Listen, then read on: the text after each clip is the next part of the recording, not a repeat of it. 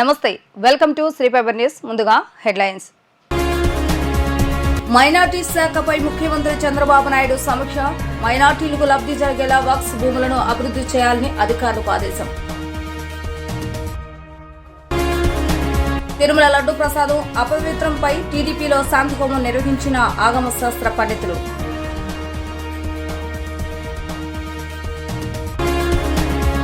YCP అధినేత జగన్పై MP Keshav Sivanath fire. దోషులను కఠినంగా శిక్షించాలని డిమాండ్. మైనార్టీ సంక్షేమ శాఖపై ఏపీ సీఎం చంద్రబాబు నాయుడు సమీక్ష నిర్వహించారు. మైనార్టీ సంక్షేమ పథకాల పునర్వ్యవస్థీకరణపై చర్చించారు.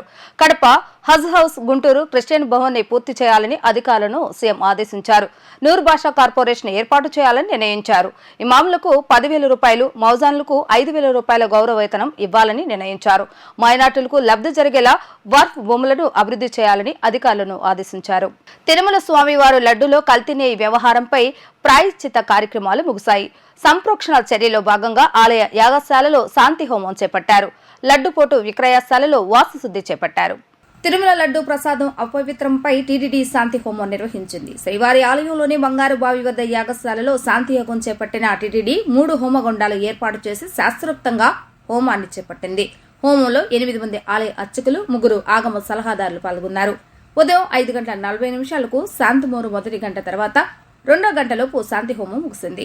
వాస్తు హోమం, పాత్రశుద్ధి, యంత్రశుద్ధి, శూలశుద్ధితో పాటు అర్చకులు పంచగవ్య ప్రోక్షణ నిర్వహించారు. టీటీడీ ఈవో శ్యామలరావు శాంతి హోమంలో పాల్గొని సంకల్పం చేశారు. అదనపు ఈవో వెంకయ్య చౌదరి, ఆలయ అర్చకులు, ఆగమ కమిటీ సభ్యులు శాంతి హోమంలో పాల్గొన్నారు. ఉదయం 6 గంటల నుంచి 10 గంటల వరకు శాంతి హోమం పంచాంగవ్యాలతో సంప్రోక్షణ నిర్వహించారు. ఆలయ ప్రధాన అర్చకులు జీవీఆర్ స్వాములు పర్యవేక్షణలో శాంతి హోమం, వాస్తు హోమం చేసిన అర్చక స్వాములు శ్రీవారి పోటులో ప్రోక్షణ నిర్వహించారు. నెయ్యి వాడకం జరిగిన అన్ని చోట్ల ప్రోక్షణ నిర్వహించారు. ప్రోక్షణతో ఉదయం 6 గంటల నుంచి 8 గంటల వరకు పోటులో అన్న ప్రసాదాల తయారీ నిలిపివేశారు.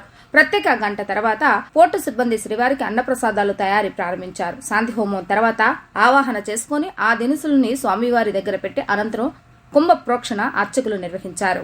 జగన్ పాలనలో అవినీతి, తిరుమల లడ్డు ప్రసాదంలో కల్తీ చేసేంతగా శృతి మించిందని ఎంపీ కేశినేని చిన్ని మండిపడ్డారు. ఇప్పటి వరకు తిరుమలలో జరిగిన అపచారం జగన్ పాలనలో జరిగిందని అన్నారు. ప్రధానమంత్రి మోడీకి రాసే ఉత్తరంలో సీబీఐ ఎంక్వైరీ కోరుతున్నానన్న జగన్ ఆ విషయం ఎందుకు ప్రస్తావించలేదో ప్రజలకు సమాధానం చెప్పాలని డిమాండ్ చేశారు. ఎన్టీఆర్ పార్లమెంటు కార్యాలయంలో ఏర్పాటు చేసిన విలేకరుల సమావేశంలో ఎంపీ కేశవ్ శివనాథ్ మాట్లాడుతూ జగన్ రాసిన ఉత్తరం చాలా హాస్యాస్పదంగా ఉందన్నారు. తాను తప్పు చేయలేదని చెప్తున్న జగన్ దమ్ముంటే సీబీఐ ఎంక్వైరీ వేయించుకుని తన నిజాయితీ నిరూపించుకోవాలని అన్నారు. లడ్డూ కల్తీ విషయంలో ఆనాటి దేవాదాయ శాఖ మంత్రి వెల్లంపల్లి శ్రీనివాస్ కూడా బాధ్యుడేనని అన్నారు. మతాలకు అతీతంగా భక్తుల మనోభావాలు ఎవరైనా గౌరవించాలి, కానీ జగన్ మాత్రం తిరుమల ప్రతిష్టను కావాలని అప్రతిష్ట పాలు చేస్తాడని మండిపడ్డారు. భక్తుల మనోభావాలు దెబ్బతీసిన దోషులను రాష్ట్ర ప్రభుత్వం మాత్రమే కాదు ప్రజలు కూడా శిక్షించడానికి సిద్ధంగా ఉన్నారని తెలిపారు.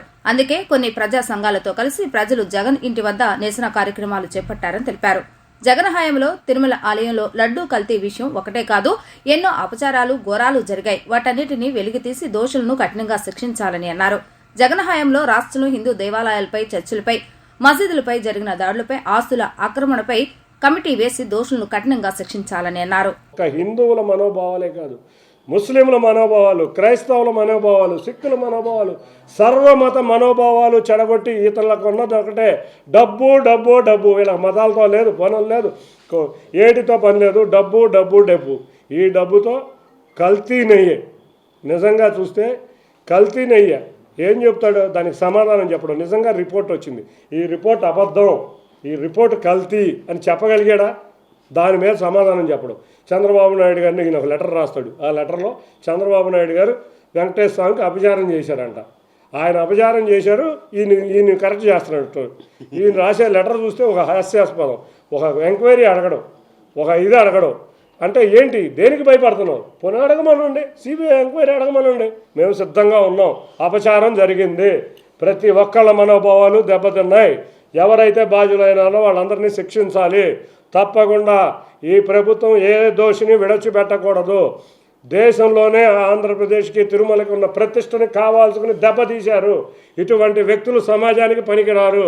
ఇవాళ హిందువుల మనోభావాలే కాదు, ముస్లింల మనోభావాలు, క్రైస్తవుల మనోభావాలు కూడా దెబ్బతిన్నాయి. అందరం కూడా కలిసికట్టుగా ఒకటే కోరుతున్నాం.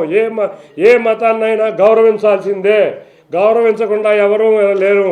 కాబట్టి ఇవాళ ఇటువంటి దుర్మార్గపు పనులు చేసిన వాళ్ళని ప్రజా జీవితంలో లేకుండా వెలివేసే విధంగా శిక్ష విధించాలని మేము కోరుతున్నాం.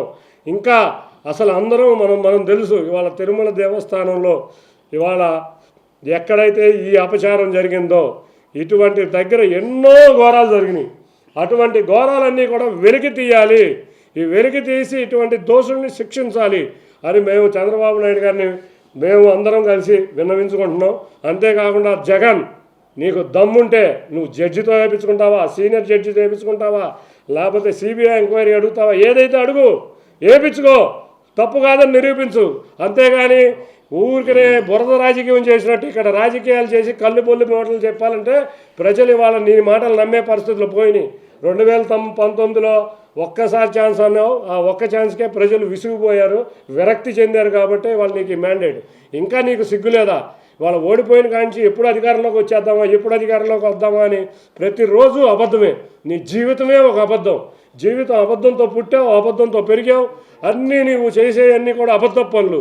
ఆ నిజం నిరూపిస్తే నిరూపించుకో. అంతేగాని ఇంకా ప్రజలను మభ్య పెడదాం, ప్రజలకు ఏది చెప్తే అది వింటారు అంటే మాత్రం ప్రజలు ఎవరు వినే పరిస్థితిలో లేరు. అందుకే నిన్న నీ ఇంటి మీద కూడా ఇవాళ కొన్ని ప్రజా సంఘాలు దాడి జరుగుతున్నాయి. నిజంగా ప్రజల మనోభావాలు చాలా దెబ్బతిన్నాయి.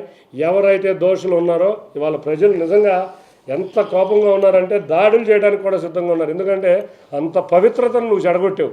విజయవాడ ప్రసూతి హాస్పిటల్ వద్ద ఉద్రిక్తత వాతావరణం నెలకొంది. నెలలు నిండకుండానే ఆపరేషన్ చేసి శిశువు మరణానికి కారణమయ్యారని బంధువులు ఆందోళన చేశారు. హాస్పిటల్ అద్దాలపై బాధిత బంధువులు రాళ్లతో దాడి చేశారు. వైద్యులు సమాధానం చెప్పాలని, లేని పక్షంలో ఆత్మహత్య చేసుకుంటామని వారు హెచ్చరించారు. విజయవాడ ప్రభుత్వ హాస్పిటల్ వద్ద ఉద్రిక్తత వాతావరణం నెలకొంది. వైద్యుల నిర్లక్ష్యం కారణంగానే బిడ్డ మరణించిందని హాస్పిటల్ ఎదుట సోమవారం ఉదయం ధర్నా చేపట్టారు. నెలలు నిండకుండానే ఆపరేషన్ చేసి శిశువు మృతికి కారణమయ్యారంటూ ఆందోళన వ్యక్తం చేశారు. ప్రసవానికి ఇంకా నెల సమయం ఉన్నప్పటికీ ముందస్తుగా ఆపరేషన్ చేయడంతోనే శిశువు మరణించిందని ఆవేదన వ్యక్తం చేశారు. గర్భిణిని వైద్య పరీక్ష నిమిత్తం విజయవాడ పాత ప్రభుత్వ హాస్పిటల్కి తీసుకొచ్చారు. కాగా వైద్యులు ఆమెకు ఆపరేషన్ చేయగా శిశువు మరణించింది. వైద్యుల నిర్లక్ష్యం కారణంగానే శిశువు మరణించిందని బాధిత బంధువులు ఆగ్రహం వ్యక్తం చేశారు. హాస్పిటల్పై దాడి చేశారు. కాగా పోలీసులు నచ్చజెప్పే ప్రయత్నం చేశారు. ఎన్ని ప్రభుత్వాలు మారినా ఆడవాళ్ళకి న్యాయం జరగట్లా. జగన్ ప్రభుత్వంలో ఇలాగే ఉంది, చంద్రబాబు గారి ప్రభుత్వం కూడా ఇలాగే నడుస్తుంది. బాబు చంద్రబాబు గారు ఎక్కడున్నారండి? పవన్ కళ్యాణ్ గారు నేనున్నా, జనసేన నేనున్నా, ఆడదానికి న్యాయం, ఆడపిల్లకి న్యాయం. పుట్టిన పిల్లని చంపేశారండి, పుట్టిన పిల్లని చంపేశారు సార్. మీరు రావాలి. పసిగుడ్డని చంపేశారు. 3 రాళ్ళ మధ్య కన్నతండ్రి అడుగుతున్నాడు చెప్పాలని.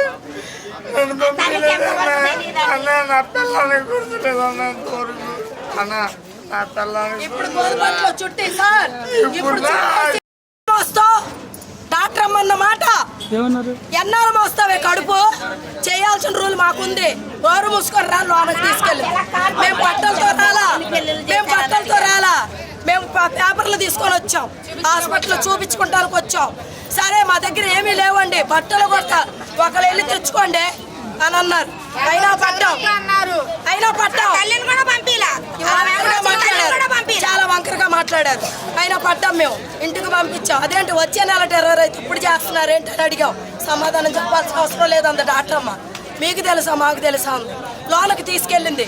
మేము ఇంటికి వెళ్ళి 2 చీరలు తెప్పించుకున్నాక బాబు పుట్టాడు అన్నప్పుడు ఆ అమ్మాయికి ఫ్యామిలీ ఆపరేషన్ చేయాలంటే తల్లికి చెప్పాలి, భర్తకి చెప్పాలి, అత్తగారికి చెప్పాలి, ఆడపడుచుకు చెప్పాలి. బయటే ఉన్నాం కాబట్టి ఒక్కరికి చెప్పలా. ఆ అమ్మాయికి ఫ్యామిలీ ఆపరేషన్ చేశారు. చేసేసి బొట్టోడు ఇలా ఉన్నాడు. సరే బొట్టోడు సీరియస్, మీకు తెలీదా? ట్రీట్మెంట్ చేసినప్పుడు మీకు తెలీదా? ట్రీట్మెంట్ లో తెలుస్తుంది కదా, మీకు తెలీదా?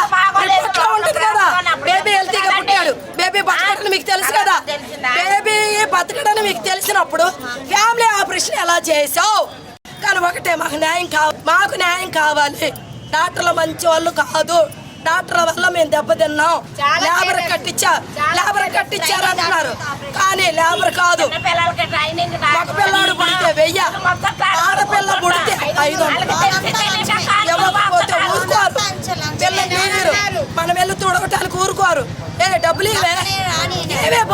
ఉండలు అంటే మీరు ఒప్పుకోలేదు సార్.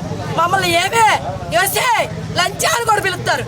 మొగులు కాడ పడుకున్నప్పుడు తెలియదే ఇంత పిల్లకి. వరద బాధితులు ఎవరూ ఆందోళన చెందవద్దని, ప్రతి బాధితునికి న్యాయం జరుగుతుందని నగరపాలక సంస్థ కమిషనర్ ధ్యాన్ చంద్ర భరోసా ఇచ్చారు. అభ్యంతరాలు ఉన్నచో ప్రజలు దాని స్పెషల్ ఆఫీసర్ మరియు డిస్ట్రిక్ట్ ఆఫీసర్ కి తెలపవచ్చని తెలిపారు. ప్రజా సమస్యల పరిష్కార వేదిక ద్వారా ప్రజల సమస్యల పరిష్కారం అవుతాయని ఆయన పేర్కొన్నారు. విజయవాడ నగరపాలక సంస్థ కార్యాలయంలో ప్రజా సమస్యల పరిష్కార వేదిక కార్యక్రమాన్ని నిర్వహించారు. కమిషనర్ ధ్యాన్ చంద్ర ప్రజల నుంచి అర్జీలను స్వీకరించి వీలైనంత త్వరగా ఫిర్యాదులను పరిష్కరించాలని ఆదేశించారు. వరద బాధితుల కమిషనర్కు ఎన్యూమరేషన్ అంశంపై అర్జీలు సమర్పించారు. బాధితులందరికీ న్యాయం చేస్తామని హామీ ఇచ్చారు. అనంతరం కమిషనర్ మీడియాతో మాట్లాడుతూ ప్రతి సోమవారం ప్రజా సమస్యల పరిష్కార వేదిక ద్వారా ప్రజల ఫిర్యాదులు స్వీకరించి వారికి పరిష్కారం చూపుతామని అన్నారు. ఫిర్యాదును ఆన్లైన్లో పొందుపరిచి సమస్య పరిష్కారం అయిన తర్వాతే క్లోజ్ చేస్తామని వెల్లడించారు. వరద ప్రభావితమైన 32 వార్డుల సచివాలయాల్లో వరదల వల్ల ప్రజలకు కలిగిన నష్టగణన తర్వాత వచ్చిన లబ్దిదారుల జాబితాను 32 వార్డులలో ఉన్న సచివాలయాల్లో ప్రదర్శించామని, వాటిలో ఏమైనా అభ్యంతరాలు ఉన్నచో ప్రజలు దాని స్పెషల్ ఆఫీసర్ మరియు డిస్ట్రిక్ట్ ఆఫీసర్కి తెలపవచ్చని తెలిపారు. సచివాలయంలో ఉన్న వార్డు సెక్రటరీ వచ్చిన బాధితుల పేర్లను నమోదు చేసుకుంటారని, తదుపరి వాటిని పబ్లిక్ గ్రీవెన్స్ రెడ్రెసెన్స్ సిస్టంలో ఆన్లైన్ చేస్తామని తెలిపారు.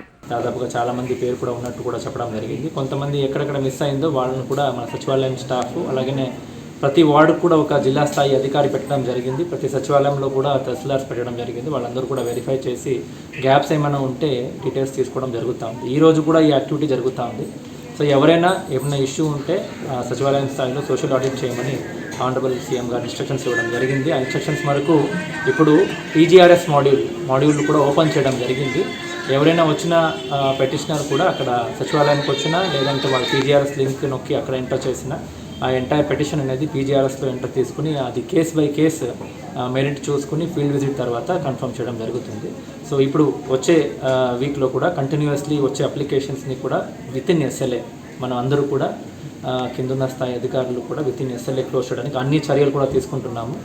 So I request all citizens of Vijayawada to just follow up PGRS system, apply your issues, and we are working to our best ability to solve the issues within the time available. Thank you. అలాగే నేను విడుదల చేసిన లిస్టులో కొంతమంది బాధితులు పేర్లు లేవని కొంతమంది ఆవేదన వ్యక్తం చేస్తారు. దీనికి సంబంధించి ఎలా పరిష్కరించబోతున్నారు? ఎక్కడెక్కడ గ్యాప్ ఉందో they are free to come to Sachivalayam and express their issues. వచ్చినట్లు అందరిది కూడా వినడం జరుగుతూ ఉంది, రాసుకోవడం జరుగుతూ ఉంది. ముఖ్యంగా ఇప్పుడు 10, 12, 15 డేస్ బ్యాక్ జరిగిన వరద టైంలో అక్కడ ఉన్న స్పెషల్ ఆఫీసర్స్, బయట నుంచి వచ్చిన అధికారులు, సోకల్ సచివాలయం స్టాఫ్ కోఆర్డినేట్ చేసి లిస్ట్ ప్రిపేర్ చేయడం జరిగింది. సో వీళ్ళు మోస్ట్లీ ఆ టైంకి అక్కడ ఉండకపోవచ్చు, లేదంటే ఇప్పుడు ఇంటికి వచ్చి ఉండొచ్చు, కొన్ని జెన్యున్గా మిస్ అయి ఉండొచ్చు, లేదా కొంతమంది ఆల్రెడీ ఇప్పుడు బెనిఫిట్స్ అనౌన్స్ చేశాం కాబట్టి వాళ్ళు కూడా రిక్వెస్ట్ చేస్తూ ఉండొచ్చు. ఇవన్నీ కూడా కేస్ బై కేస్ మనం తీసుకుని చర్యలు తీసుకుని డిస్పోజ్ చేయడం జరుగుతుంది. దానికి ఒక సిస్టమ్ సెట్ చేశాము. ఎక్కడ కూడా ఏం ఇష్యూ లేకుండా డిస్పోజ్ చేయడానికి అన్ని చర్యలు కూడా తీసుకుంటున్నాం. మారుమూల ప్రాంతాల్లోని మట్టిలోని మాణిక్యాలను వెలికితీసి అంతర్జాతీయ స్థాయిలో రాణించేలా ప్రభుత్వం తరపున ప్రోత్సాహం అందజేస్తామని క్రీడాకారులను ఉద్దేశించి రాష్ట్ర పర్యాటక, సాంస్కృతిక, సినిమాటోగ్రఫీ మంత్రి కందుల దుర్గేష్ వెల్లడించారు. దేశ స్థాయిలోనే కాదు అంతర్జాతీయ స్థాయిలో ఎదిగే శక్తి సామర్థ్యాలు ప్రతి ఒక్కరిలోనూ ఉన్నాయని అన్నారు. ప్రతి ఒక్కరూ చిన్నతనం నుండే క్రీడాస్ఫూర్తి పెంపొందించుకోవాలని ఆయన సూచించారు. మారుమూల ప్రాంతంలోని మట్టిలోని మాణిక్యాలను వెలికితీసి అంతర్జాతీయ స్థాయిలో రాణించేలా ప్రభుత్వం తరపున ప్రోత్సాహం అందజేస్తామని క్రీడాకారులను ఉద్దేశించి రాష్ట్ర పర్యాటక, సాంస్కృతిక, సినిమాటోగ్రఫీ మంత్రి కందుల దుర్గేష్ వెల్లడించారు. నిర్దవోలు పట్టణంలో గవర్నమెంట్ బాయ్స్ హై స్కూల్ నందు Andhra Pradesh schools games federation Nidadavolu నియోజకవర్గ స్థాయి అండర్ 14, 17 బాలబాలికల క్రీడా సెలక్షన్స్ కార్యక్రమంలో మంత్రి కందుల దుర్గేష్ ముఖ్య అతిథిగా పాల్గొని ప్రారంభించారు. క్రీడాకారులతో కలిసి కాసేపు ఆటలో పాల్గొన్నారు. అనంతరం కార్యక్రమ నిర్వాహకులు మంత్రి కందుల దుర్గేష్ ను ఘనంగా సత్కరించారు. ఈ సందర్భంగా మంత్రి కందుల దుర్గేష్ మాట్లాడుతూ విద్యార్థులు బాగా చదువుతూనే క్రీడల్లో శిక్షణ పొంది జాతీయ, అంతర్జాతీయ స్థాయిలో రాణించాలని సూచించారు. క్రీడాకారుల్లో ప్రతిభను వెలికితీసేందుకు 1954లో ప్రారంభించిన క్రీడాకారుల సెలక్షన్స్ కార్యక్రమం నేటికి కొనసాగుతుందని, ప్రతి ఒక్కరూ అవకాశాన్ని సద్వినియోగం చేసుకోవాలని అన్నారు. తద్వారా మారుమూల గ్రామ స్థాయి నుండి అంతర్జాతీయ స్థాయికి ఎదిగే అవకాశం ఉంటుందని అన్నారు. ప్రతి ఒక్కరూ ఆత్మస్థైర్యాన్ని పెంపొందించుకోవాలని, ఆకాశమే హద్దుగా క్రీడల్లో ప్రతిభ కనబర్చాలని సూచించారు. దేశ స్థాయిలోనే కాదు అంతర్జాతీయ స్థాయిలో కూడా ఎదిగే శక్తి సామర్థ్యాలు ప్రతి ఒక్కరిలోనూ ఉన్నాయని, ప్రతిభకు మరింత పదును పెట్టాలని మంత్రి దిశానిర్దేశం చేశారు. క్రీడాకారుల్లో వారిలో ఉన్నటువంటి ప్రతిభని పైకి తీసుకురావడానికి చేసుకునేటువంటి ఒక ప్రత్యేకమైన ప్రోత్సాహకాలు ఇప్పుడే చెప్పారు పీడీ గారు 1954లో ఇది ప్రారంభించారని. ఇక్కడి నుంచి మండల స్థాయిలో, నియోజకవర్గ స్థాయిలో, జిల్లా స్థాయిలో, రాష్ట్ర స్థాయిలో, జాతీయ స్థాయిలో ఈ మధ్యకాలంలో ప్రారంభించబడినటువంటి అంతర్జాతీయ స్థాయిలో కూడా క్రీడాకారుల్ని ప్రోత్సహించి వెన్నుతట్టి వారిలో అత్యంత ప్రతిభ కలిగినటువంటి వారిని మన దేశం తరపున ముందుకు పంపించడానికి వీలుగా కింది స్థాయి నుంచి పై స్థాయి వరకు జరుగుతున్నటువంటి పోటీలు ఇవి చాలా కీలకమైనవి. కారణం ఏంటంటే ఎక్కడో బాగా అర్బన్ ప్రాంతాల్లో మంచి ఫెసిలిటీస్ ఉన్నటువంటి మైదానాల్లో ఆడుకునేటువంటి పిల్లలకి ఎక్కువగా అవకాశాలు దొరుకుతాయి జాతీయ స్థాయిలో పోటీల్లో పాల్గొనడానికి అనేటువంటి అపప్రద ఒకటి ఉంది. అటువంటి సందర్భంలో మనం గ్రామీణ ప్రాంతాల్లో ఉన్నటువంటి క్రీడాకారులు ఎవరైతే ఉన్నారో వారందరినీ కూడా వెన్నుతట్టి ప్రోత్సహించి వాళ్ళ అంతర్జాతీయ స్థాయికి కూడా తీసుకువెళ్ళడానికి వీలుగా ఇవి ఎంతగానో ఉపయోగపడతాయనేటువంటి మాటను నేను నమ్ముతున్నాను. వైసీపీ అధినేత మాజీ ముఖ్యమంత్రి వైఎస్ జగన్మోహన్ రెడ్డి హయాంలో తిరుపతి లడ్డూ తయారీలో తప్పిదం జరిగిందంటూ ముఖ్యమంత్రి చంద్రబాబు నాయుడు చేస్తున్న ఆరోపణలను జగ్గయ్యపేట వైసీపీ నాయకులు తీవ్రంగా ఖండించారు. ప్రపంచంలో ఉన్న హిందువులందరూ అమితంగా ఇష్టపడే తిరుపతి లడ్డూను రాజకీయ ప్రయోజనాల కోసం కూటమి ప్రభుత్వ పెద్దలు వాడుకోవటం సిగ్గుచేటని వారు మండిపడ్డారు. నిజాయితీగా విచారణ చేయాలని ప్రధానమంత్రికి లేఖ రాసి హైకోర్టులో అప్పీల్ వేసిన జగన్మోహన్ రెడ్డిపై దుష్ప్రచారం ఆపాలని, లేని పక్షంలో మత ఘర్షణలు జరిగే అవకాశం ఉందని అన్నారు. జగన్మోహన్ రెడ్డికి హిందువులను దూరం చేయడానికి జరుగుతున్న కుట్రలో భాగమే ఈ తిరుపతి లడ్డు ఎపిసోడ్ అన్నారు. తాడేపల్లిలో జగన్మోహన్ రెడ్డి నివాసం దగ్గర బీజేపీ యువమోర్చా నాయకులు ధర్నాలు చేయడాన్ని తీవ్రంగా ఖండించామన్నారు. కూటమి ప్రభుత్వ పెద్దలు రాష్ట్రంలో ప్రజలకు మంచి చేయాలన్న ఆలోచనతో ముందుకెళ్లాలే తప్ప ఇలాంటి దిగజారులు రాజకీయాలకు పాల్పడకూడదని హితవు పలికారు.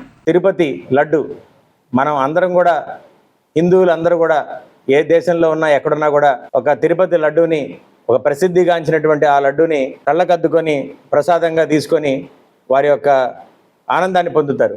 అటువంటి పవిత్రమైన లడ్డూని వైఎస్ఆర్ కాంగ్రెస్ పార్టీ ప్రభుత్వంలో, గత ప్రభుత్వంలో, మా ప్రభుత్వంలో జగన్మోహన్ రెడ్డి గారు దాన్ని కలుషితం చేశారని, ఏదైతే ఈ బీఫ్, నెయ్యి ఇవన్నీ కూడా వాడారని చెప్పేసి ల్యాబ్ రిపోర్ట్స్ అన్ని చూపిస్తూ సాక్షాత్ ముఖ్యమంత్రి గారే దాన్ని బయటికి వెల్లడించడం జరిగింది.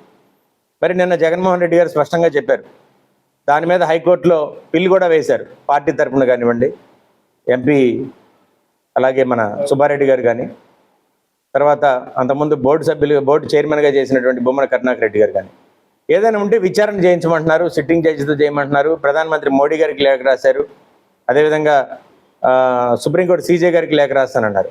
వాటన్నింటిని దృష్టిలో పెట్టుకొని నిజాయితీగా తాను విచారణ చేయమని అడుగుతూ ఉంటే మీరు ఎంతసేపటికి కూడా బురద జల్లే కార్యక్రమం, హిందువుల్ని జగన్మోహన్ రెడ్డి గారికి వ్యతిరేకంగా చేయాలని, మరి బీజేపీ యువమోర్చా విభాగం నుంచి కొంతమంది కార్యకర్తలు వెళ్ళి తాడేపల్లిలో జగన్ గారి నివాసం వద్దకు వెళ్ళి ధర్నా చేయడాన్ని మేము తీవ్రంగా ఖండిస్తూ ఉన్నాం వైఎస్ఆర్ కాంగ్రెస్ పార్టీ తరఫున.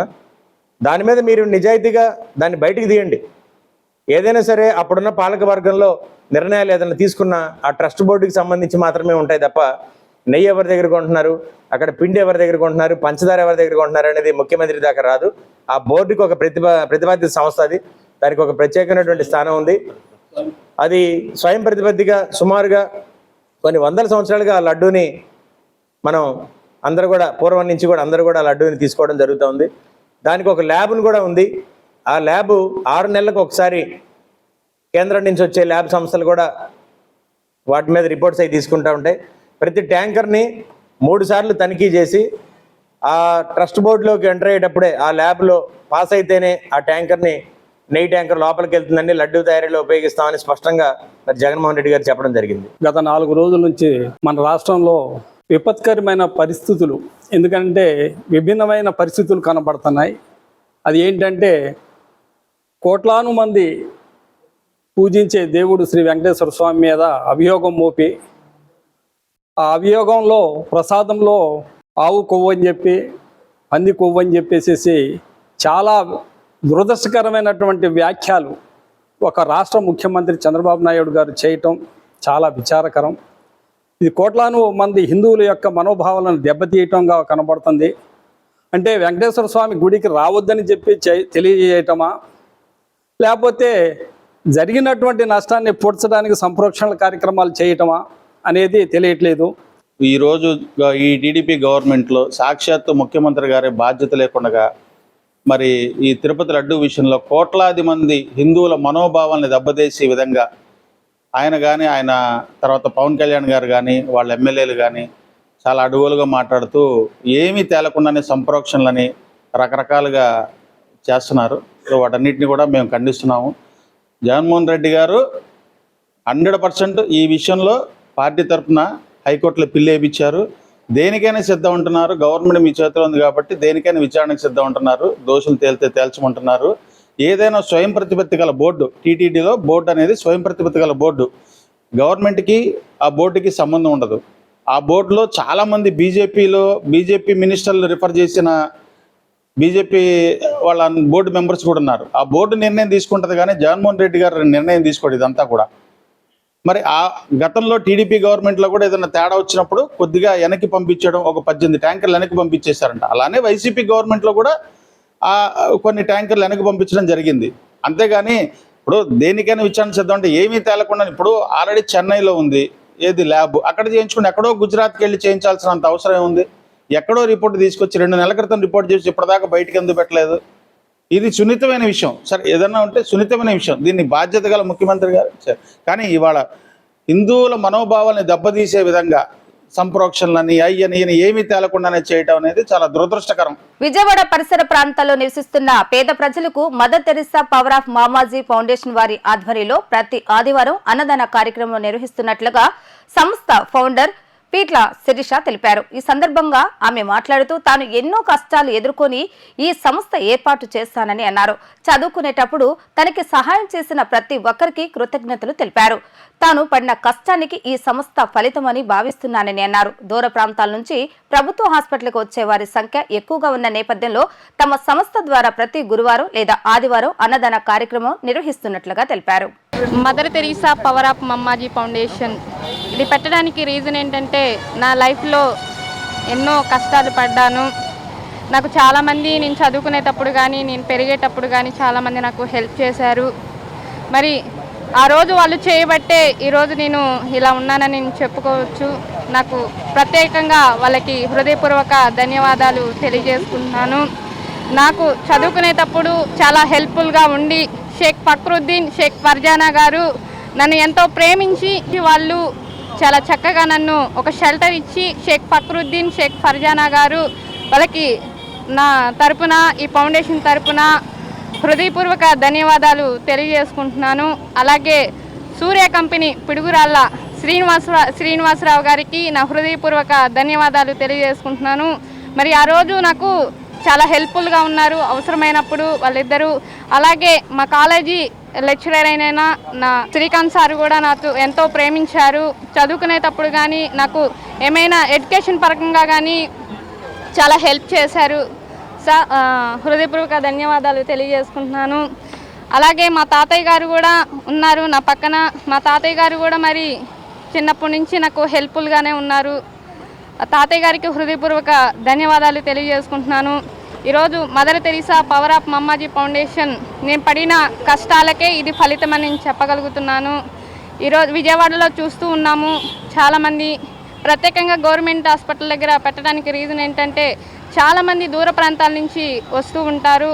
మన ఫౌండేషన్ తరపున రోజు కాకపోయినా వారంలో గురువారం లేదా ఆదివారం పెట్టాలని మేము ఈ ఫౌండేషన్ తరపు నుంచి నిర్ణయించుకున్నాము. నాకు సహకరించి సంజయ్ కుమార్ అన్న కూడా నాకు సహకరించి ఎంతో ప్రేమించి ఈ కార్యక్రమానికి సేవలో పాల్గొంటున్నారు. ఆ అన్నయ్య కూడా, అన్నయ్య ఆటో తోలుకునే సామాన్య వ్యక్తి, కాకపోతే ఆయనకున్న దాంట్లో ఈ ఫౌండేషన్కి హెల్ప్ చేస్తున్నారు. నేనైతే ఆటో పరంగా నేను హెల్ప్ చేస్తానని చెప్పారు. ఈ సేవలో ఆయనే కొంచెం ఈ విజయవాడలో ముందుండి నడిపిస్తున్నాడు. నిజానికి చెప్పాలంటే ఇది మేడం ఫలానా చేస్తే బాగుండిద్ది, ఇలా చేసేయాలి అని ముందుండి నడిపిస్తున్నారు. చాలా ధన్యవాదాలు సంజయ్ కుమార్ అన్న. ఈరోజు ఇక్కడ జరిగేటువంటి కార్యక్రమానికి నా స్టూడెంట్ అయినటువంటి పీతల శిరీష నన్ను ఇక్కడికి పిలుస్తూ ఉంది. 6-7 నెలల క్రితం తను ఈ సంస్థని మదర్ తెరీసా పవర్ ఆఫ్ మమ్మాజీ ఫౌండేషన్ని స్థాపిస్తున్నప్పుడు నన్ను పిలుస్తుంది. నేను ఆ రోజు వాళ్ళ ఊర్లో దీనికి వెళ్తూ చూశాను. యాక్చువల్గా తనకి ఇది పెట్టి ఇలాంటి కార్యక్రమాలు జరిపేటువంటి స్తోమత తన దగ్గర లేదని నాకు తెలుసు. మరి ఎట్లా జరిపిస్తావు దీన్ని అని చెప్పేసి అడిగాను. చాలా ధైర్యంగా ఏదో ఒక రీతిగా నేను కష్టపడైనా ఇలాంటి సేవ చేయాలని నాకుంది. నేను ఎన్నో కష్టాలు పడ్డాను సార్. నాలాగా ఎవరన్నా కష్టపడుతున్న వాళ్ళని చూస్తే బాధేస్తూ ఉంటుంది. సో నాకు ఇట్లాంటి కార్యక్రమాలు చేయాలని ఒక తలంపు. వాళ్ళ మదర్ ఫాదర్ కూడా లేరు, తనకి వాళ్ళ ఫాదర్ ఉన్నారు కానీ తన దగ్గర లేరు. తను వేరే వాళ్ళ బంధువుల దగ్గరే తను పెరిగి మరి డిగ్రీ వరకు చదువుకుంది. నా దగ్గరే డైరెక్ట్గా నాకే స్టూడెంట్. సో మొదటి నుంచి కూడా కాలేజీలో ఉన్నటువంటి లెక్చరర్స్ అందరూ కూడా ఆ అమ్మాయి అంటే కొంచెం అభిమానంగాను గౌరవంగాను ఉండేవాళ్ళు. మంచి పిల్ల. సో ఇలాంటి కార్యక్రమానికి అమ్మాయి పిలిచి తను చేసే పనిని నాకు చెప్పినప్పుడు చాలామందిని చూస్తుంటాం సమాజంలో. ఎంతోమంది కోటీశ్వరులు, మరి అనేక రీతిగా వాళ్ళకి బ్లాక్ మనీలు కూడా ఉన్నవాళ్ళు బోల్డ్ మంది ఉంటారు. కానీ ఎదుటివాడు ఆకలితో అల్లాడిపోతున్నామని చూసి వాడికి పెట్టాలనే ఆలోచన మరి చాలా తక్కువ మందికి వస్తుంది. అంటే అందరూ అట్లా ఉంటారని అనుకోను, చాలా తక్కువ మంది అలా ఆలోచిస్తారు. కానీ ఏమీ లేని స్థితిలో ఇలాంటి ఆలోచన చేస్తూ తను పెట్టాలని ఇప్పటికీ తన పోస్టులు చూస్తే దరిదాపుగా ఒక పెట్టే 7 నెలలైనప్పుడు కూడాను ఒక 20 కార్యక్రమాల దాకా జరిపించింది ఇప్పటికీ. మరి అందరు కూడాను తనకు తెలిసిన వాళ్ళు, ఆ కార్యక్రమం నచ్చిన వాళ్ళు ఏదో ఒక రీతిగా తనకు సహాయం చేస్తూనే ఉన్నారు. సైబర్ నేరాల పట్ల ప్రజలను చైతన్యం కలిగించే విధంగా వివిధ కార్యక్రమాలను చేపట్టినట్లుగా నగర పోలీస్ కమిషనర్ ఎస్వి రాజశేఖర్ బాబు తెలియజేశారు. ప్రజలకు ఈ నేరాల పట్ల పూర్తి స్థాయిలో అవగాహన పెంచుకుంటే ఇలాంటి నేరాలు తగ్గే అవకాశం ఉంటుందని అన్నారు. కొన్ని సందర్భాల్లో విద్యావంతులు సైతం సైబర్ నేరగాళ్ల ఉచ్చులో చిక్కుకుంటున్నారని అన్నారు. బందర్ రోడ్లోని పోలీస్ కమాండ్ కంట్రోల్ రూమ్ లో 50 లక్షల విలువ కలిగిన 400 మొబైల్ ఫోన్లను రికవర్ చేసి వాటి సొంతదారులకు సిపి ఎస్వి రాజశేఖర్ బాబు అప్పగించారు. ఈ సందర్భంగా ఆయన మాట్లాడుతూ వివిధ కారణాల వల్ల ఫోన్లు పోగొట్టుకున్న వారు దొంగలు దొంగిలించిన 400 ఫోన్లను పోలీసులు రికవరీ చేసి వాటి యజమానులకు అప్పగించినట్లుగా ఆయన తెలిపారు. కింది స్థాయి సిబ్బంది ఎంతో కష్టపడి ఫోన్లు రికవరీ చేశారన్నారు. సైబర్ సిటిజన్ కింద ఇప్పటి వరకు 18,000 మంది నమోదైనట్లుగా తెలిపారు. నగర ప్రజలందరూ విధిగా సైబర్ సిటిజన్ యాప్ ను వారి ఫోన్లో డౌన్లోడ్ చేసుకోవాలన్నారు. ఈ యాప్ లో 16 రకాలైన అంశాలపై చక్కటి అవగాహన కలిగించే విధంగా కార్యక్రమాన్ని రూపొందించినట్లుగా సిపి వివరించారు. ఎవరైనా పొరపాటున ఫోన్ పోగొట్టుకున్నా, చోరీ జరిగినా తక్షణమే పోలీసులకు ఫిర్యాదు చేయాలన్నారు. అపరిచిత వ్యక్తులు ఫోన్ చేసి అనుమానంగా మాట్లాడితే వెంటనే పోలీసులకు సమాచారం అందజేయాలని, చాట్ బోర్డు ద్వారా ప్రజల నుంచి దొంగిలించడం, పోగొట్టుకున్న మొబైల్ ఫోన్ల రికవరీ చేస్తున్నామన్నారు. టెలికాం సర్వీస్ ప్రొవైడర్ ద్వారా IME ద్వారా నెంబర్లను అడ్రస్ ఆధారంగా అలాంటి ఫోన్ల నెంబర్లను ఒక పద్ధతిలో నమోదు చేసి ఫిర్యాదుదారునికి ఒక కేసు నమోదు చేస్తున్నట్లుగా ఒక ఎక్నాలజ్మెంట్ లెటర్ ఇస్తామని తెలిపారు. అందరికీ నమస్కారం. ఈరోజు మొబైల్ రికవరీ డ్రైవ్ థర్డ్ ఫేజ్లో దాదాపు 400 ఫోన్స్ని ఈరోజు రికవరీ చేసి మొబైల్ ఫోన్ ఓనర్స్కి ఇవ్వడం జరిగింది. సో ఇందులో ముఖ్యంగా దాదాపు 50 లక్షల వర్త్ రికవరీ చేయడం జరిగింది. సో ఇందుకు కష్టపడి పనిచేసిన సైబర్ క్రైమ్ ఇన్స్పెక్టర్ గుండ్రామ్ గారు, అదేవిధంగా వారి టీంని నేను అభినందిస్తున్నాను. ముఖ్యంగా ఈ ఫోన్స్ పోయిన తర్వాత కొన్ని ఫోన్లను ఇతర రాష్ట్రాలకు వెళ్ళి తమిళనాడు, కర్ణాటక, కేరళ, తెలంగాణ, ఒడిశా నుంచి కూడా ఈ ఫోన్స్ రికవర్ చేయడం జరిగింది. ముఖ్యంగా ప్రజలు గమనించాల్సింది ఏంటంటే, ఒక ఫోన్ పోయిన తర్వాత ఇమ్మీడియట్గా పోలీస్ స్టేషన్లో రిపోర్ట్ చేస్తే, ఒక లాస్ట్ టైం కూడా నేను చెప్పాను, మీడియాకి చెప్పడం జరిగింది, customer equipment identification registry CEIR అని ఒక గవర్నమెంట్ ఆఫ్ ఇండియా ఒక వెబ్సైట్ ఉంది. అందులో నమోదు చేసుకుంటే ఈ ఫోన్ పోయిన తర్వాత నమోదు, మీరు పోలీస్ స్టేషన్కి వస్తే పోలీస్ వారు ఒక రిసిప్ట్ ఇస్తారు. ఆ రిసిప్ట్ని పట్టుకొని ఆ CEIRలో కస్టమర్ ఎక్విప్మెంట్ ఐడెంటిఫికేషన్ రిజిస్ట్రీలో ఎంటర్ పెడితే ఇమీడియట్గా ఏమవుతుందంటే, ఈ ఫోన్ ఉదాహరణకి మీ ఫోన్లో జియో సిమ్ ఉంది అనుకుందాం. సో జియో సిమ్ ఉంటే ఈ ఫోనే కాదు, ఆ మొబైల్ డివైస్ ఏదైతే ఉందో ఆ మొబైల్ డివైస్కి ఒక IME ఉంటుంది. సైబర్ సిటిజన్స్ అంటే సైబర్ నేరాల మీద ఒక అవగాహన కల్పించేలాగా ఏదైతే అప్లికేషన్ ఉందో దాని ద్వారా ఈరోజు వరకు దాదాపు 18,000 మందిని సైబర్ సిటిజన్స్గా తయారు చేయడం జరిగింది.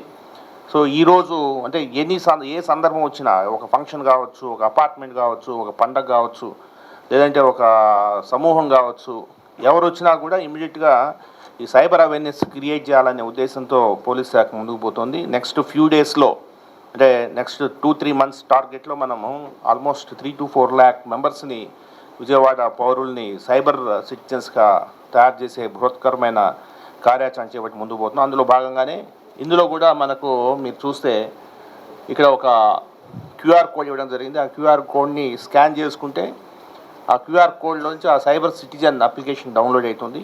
సో అప్లికేషన్లో ఒకసారి మీరు రిజిస్టర్ అయితే ఎటువంటి నేరాలు, దాదాపు 16 రకాల నేరాలు, డిజిటల్ అరెస్ట్ కావచ్చు, ఎలాగ మనం మోసపోతున్నాం అనేది ఒక సిమ్యులేటెడ్ అప్లికేషన్స్ దాంట్లో పెట్టడం జరిగింది. జగన్ రెడ్డి హిందూ ద్రోహి అని టీడీపీ అధికార ప్రతినిధి పట్టాభి మండిపడ్డారు. పరమ పవిత్రమైన పుణ్యక్షేత్రంలో ఘోరమైన పాపం చేస్తారని ధ్వజమెత్తారు. ఇంత జరిగినా నీ ముఖంలో కొద్దిగానైనా బాధ ఉందా జగన్? అయ్యో ఎంత పాపం జరిగింది, ఒక్కసారైనా అనిపించిందా అని ఆయన ప్రశ్నించారు. తిరుమల లడ్డూ కల్తీ వ్యవహారంపై టీడీపీ జాతీయ అధికార ప్రతినిధి కొమ్మారెడ్డి పట్టాభిరామ్ మీడియా సమావేశాన్ని నిర్వహించారు. ఈ సందర్భంగా ఆయన మాట్లాడుతూ జగన్ 5 ఏళ్ల పాలనలో ఎన్నో ఆలయాలు కూల్చేశారని, రామతీర్థంలో రాములు వారి విగ్రహాన్ని ధ్వంసం చేశారని పేర్కొన్నారు. ఘోరమైన పాపం జరిగితే చాలా తేలిగ్గా మాట్లాడుతున్నాడు అంటూ ఆగ్రహాన్ని వ్యక్తం చేశారు. మీడియా ముందుకు వచ్చి ఏం మాట్లాడుతున్నావయ్యా నువ్వు, ఇది కామన్ గా జరుగుతుందండి అని క్యాజువల్ గా చెప్తున్నావా? హిందూ మతం పట్ల నీకున్న ద్వేష భావాన్ని నీ 5 ఏళ్ల పాలనలోనే చూశాం కదయ్యా. నీ పాలనలో ఆలయాలు ధ్వంసం చేస్తుంటే కట్టడి చేశావా? దోషులను శిక్షించావా? తాడేపల్లి కొంపలో కూర్చొని పైశాచిక ఆనందం పొందావు, అందుకే నువ్వు హిందూ వ్యతిరేకివి అంటూ పట్టాభి విమర్శనాస్త్రాలు సంధించారు. స్వామివారి లడ్డూ ప్రసాదంలో యానిమల్ ఫ్యాట్స్, నిజంగా ఒక్కసారిగా గుండె పగిలినంత పనైంది మనందరికీ. ఇంత స్పష్టంగా రిపోర్ట్ల ఆధారంగా ఈ వాస్తవాలన్నీ బయటపడితే ఇంకా కూడా మీడియా ముందుకొచ్చి బుకాయిస్తా ఉన్నాడు, చాలా తేలిగ్గా మాట్లాడుతూ ఉన్నాడు. ఇంత ఘోరమైనటువంటి పాపం చేసినటువంటి నువ్వు జగన్మోహన్ రెడ్డి మీడియా ముందుకొచ్చి ఏం మాట్లాడుతూ ఉన్నావా? ఇది కామన్గా జరుగుతూ ఉంటుందండి, ఇది కామన్గా జరిగేటటువంటి పైన అంత క్యాజువల్గా మాట్లాడతావా? కొద్దిగా అన్నా నీ ముఖంలో బాధ అనేది ఏమన్నా చూసావా? ఆ రోజున 1% నీ ముఖంలో అయ్యో ఇంత పాపం జరిగిందా అన్న ఒక్క బాధ నీ ముఖంలో కనపడిందా? ఏంటయ్యా కామన్గా జరిగేది? తిరుమల శ్రీ వెంకటేశ్వర స్వామి వారి యొక్క దేవస్థానం యొక్క చరిత్రలో నాకు తెలిసి ఇటువంటి ఘోరమైనటువంటి పాపం ఎప్పుడూ జరిగి ఉండదు. ఇటువంటి పాపం చేసేటటువంటి సాహసం కూడా కలలో కూడా ఎవడూ చేసి ఉండడు. ఎందుకంటే స్వామివారంటే అంత గౌరవం, భక్తి ప్రతి ఒక్కరికి. కానీ నువ్వు ఇవాళ ఒక హిందూ ద్రోహివి కాబట్టి, ఒక హిందూ ద్వేషివి కాబట్టి, నీకు హిందూ ఫోబియా ఉంది కాబట్టి, హిందూ మతం పట్ల నీకున్నటువంటి ద్వేషభావం ఎటువంటిదో నీ 5 సంవత్సరాల పరిపాలనలోనే చూసాం కదయ్యా. ఎన్ని దేవాలయాలపైన దాడులు, రథాలని తగలబెట్టడం, రామతీర్థంలో ఆఖరికి రాముల వారి విగ్రహాన్ని కూడా ధ్వంసం చేసేటటువంటి పరిస్థితి. ఇన్ని జరుగుతూ ఉంటే నీ పరిపాలనలో ఏ రోజైనా వాటిని కట్టడి చేసే ప్రయత్నం చేశావా? దోషులని శిక్షించావా? తాడేపల్లి కొంపలో కూర్చుని పైశాచిక ఆనందం పొందుతూ ఉన్నావు. అందుకనే నువ్వు హిందూ ద్రోహి, హిందూ ద్వేషి, you are anti Hindu mister Jagan Reddy. వార్తలు ముగించే ముందు హెడ్లైన్స్ మరొకసారి. మైనార్టీ శాఖపై ముఖ్యమంత్రి చంద్రబాబు నాయుడు సమీక్ష. మైనార్టీలకు లబ్ధి జరిగేలా వక్ఫ్ భూములను అభివృద్ధి చేయాలని అధికారులకు ఆదేశం. తిరుమల లడ్డు ప్రసాదం అపవిత్రంపై టీడీపీలో శాంతి హోమం నిర్వహించిన ఆగమ శాస్త్ర పండితులు.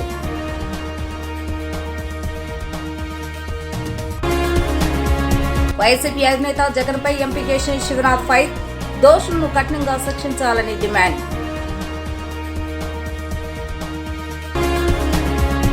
ఇవి ఈ రోజు వార్తా విశేషాలు. మరలా తిరిగి ప్రసారమయ్యే వార్తలు మళ్ళీ కలుద్దాం. అందరూ సెలవు, నమస్కారం.